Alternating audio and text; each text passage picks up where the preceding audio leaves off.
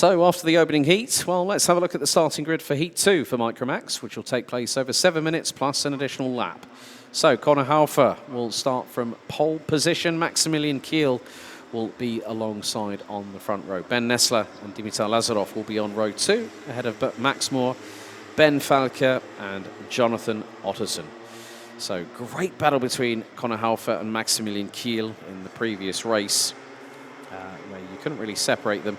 Dimitar Lazarov rounded out the top 3, but it was really wonderful to hear the conversation between Conor, Maximilian and Sebastian Bauer earlier on today. But they're now going to go on to their formation lap ahead of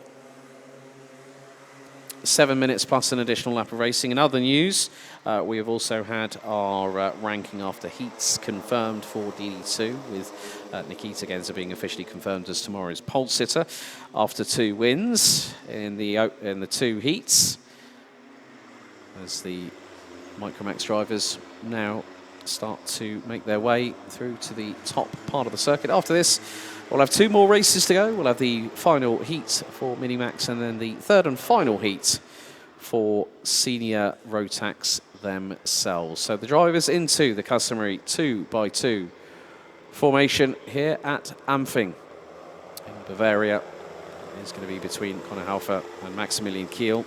No penalties in the previous race, which I think is the only one so far this weekend where we have had no front-fairing penalties, no advantage by contact decisions being made, all clean racing. Into the tram lines, revs rise, lights are out first time, and a good start by Maximilian Kiel, who gets the jump on Conor Haufer, with Dimitar Lazarov trying to go around the outside of his C4 Racing teammate, but decides to thread the eye of the needle, trying to get through out of turn 1. Side by side at the back part of the field between Ben Falke and Jonathan Otterson, but Maximilian Kiel this time around, Sebastian, got the jump on Conor Haufer, who's trying to fight back at him. Wieder ist es Maximilian Kiel, der sich vorne festsetzen kann. Wieder gegen Conor Haufer und es kommt erneut zu dem Konter. Also die beiden, die haben richtig Spaß aneinander gefunden am heutigen Tag. Ich glaube, das gilt nicht nur für die Piloten, sondern auch für die Zuschauer, für uns hier oben in der Kommentatorenkabine. Wir sind sehr, sehr froh, dass wir diese Action hier auf der Strecke erleben dürfen. Und auch Dimitar Lazarov ist da mittendrin statt nur dabei, als aktuell Drittplatzierter. Hat sich da jetzt auch festgesetzt, würde da gerne ebenso seinen Profit daraus schlagen, dass die beiden an der Spitze sich nicht ganz einig sind um die führende Position zwischen Conor Haufer und Maximilian Kiel. Wieder war es beim Start Maximilian Kiel, aber erneut mit einem sehr starken Manöver Conor Haufer, der jetzt nach einer Runde erneut als Spitzenreiter hier zurückgekommen ist und erst einmal auch Platz 1 inne hat. Yeah, Dimitar Lazarov trying to close on in, but lost a lot of time, which meant that Ben Nessler and Max Moore have closed on in. Jonathan Otterson trying to get past Ben Falke again, like we saw in the opening heat. So Otterson just really struggling, probably with setup, maybe with tyres, maybe tyre pressures. There's so much that goes into setting up even these Micromax chassis, which are around about 900 to 950 millimeters in length. And you've got to then consider about how the drivers are negotiating the circuit, what they find is what are the weak points, what are the strong points, where do they really flourish. And at the moment, well, Maximilian Kiel in second and Conor Haufer in first are starting to pull away from Dimitar Lazarov, who is really coming under fire from Ben Nessler and Max Moore in the battle for P3. Es geht natürlich auch um wichtige Punkte in der Meisterschaft. Nicht nur für Conor Haufer, sondern auch für Maximilian Kiel, der gerne wieder Anschluss halten würde an die Spitzengruppe. Auch weil Jonathan Otterson, der im Moment weiterhin an der 7. Position rangiert, nicht wirklich in dieses Wochenende hineinfindet. Umso wichtiger wird es sein für die ersten beiden, für Haufe und für Kiel, hier richtig rein zu finden und hier möglichst viele Punkte mit nach Hause zu nehmen. Es geht hier immerhin um 55 Punkte für den Sieg nach den Qualifying Heats. Und die Heatläufe werden ja beide zusammengerechnet und wenn dann Gleichstand ist, wird das Qualifying zugrunde gezogen. Und da ist es dann ja Conor Haufer. Also sollte Haufer und Kiel nur die Positionen tauschen, würde trotzdem Conor Haufer die 55 Punkte mitnehmen und Maximilian Kiel eben als Zweitplatzierter gewertet werden, was am Ende das Qualifying Heat angeht. I'm sorry, I just had to take a deep intake of breath because Jonathan Otterson was 2 wheels right-hand side in the air through the chicane, chasing down Ben Falke as Maximilian Kiel back on the counter-offensive. A little bit of a run wide through out of turn 1 by Connor Halfer, which is allowing Kiel to really latch onto the back bumper as they go up the hill for the first time, then down the dip, up again through the incline. Again, all bit of a clash between front and rear bumper. And what this is doing is that along with Kiel, Lazaroff is back in the fray. Now looks to the inside into the next right-hander before the run down to the chicane.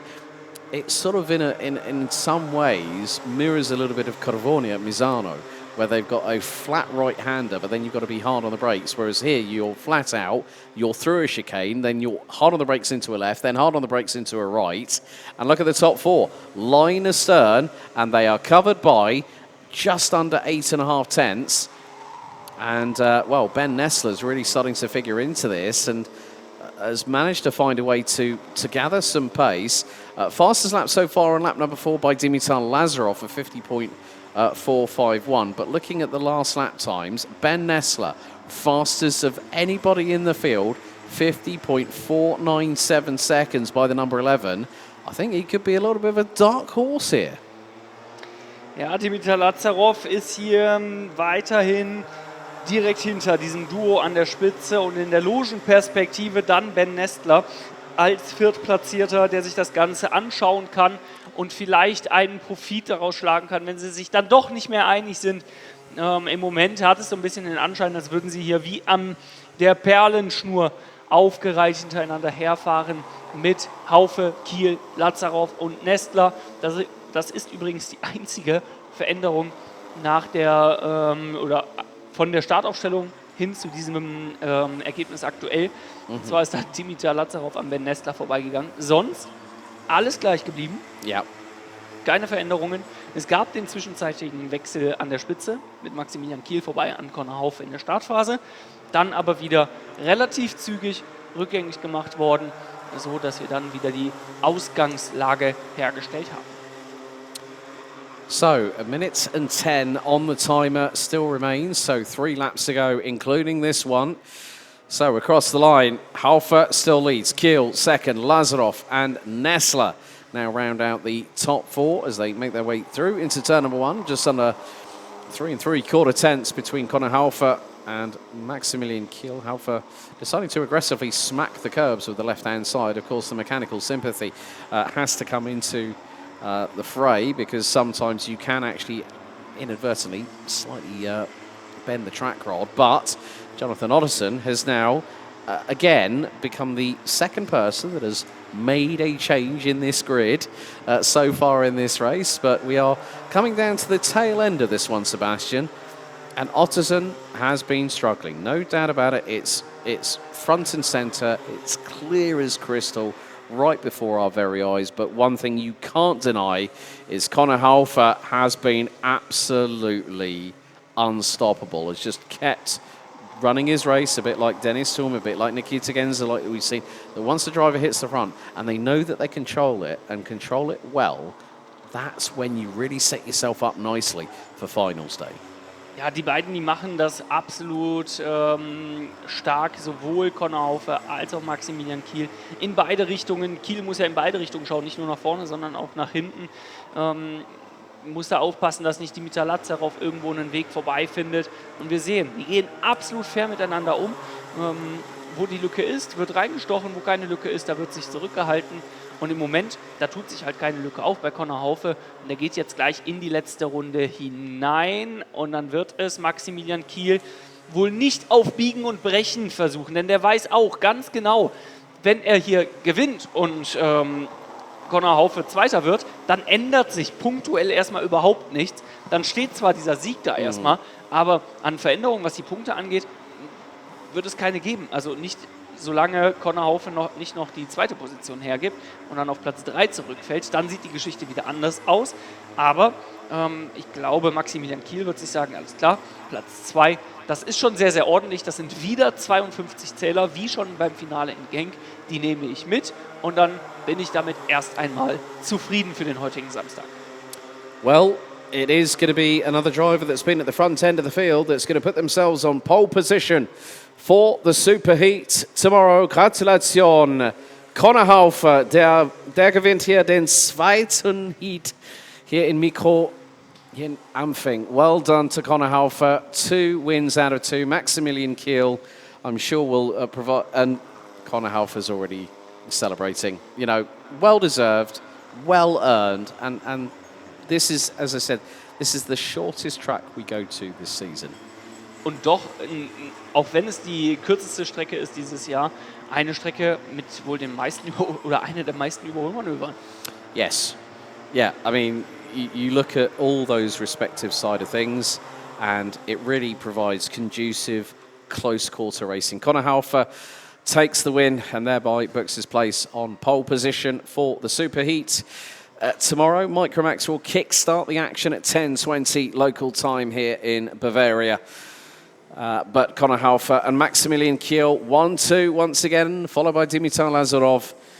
Rounding out the top 3, Ben Nessler from IP Karting Germany rounds out the top 4, and we'll be very, very happy with that set of results.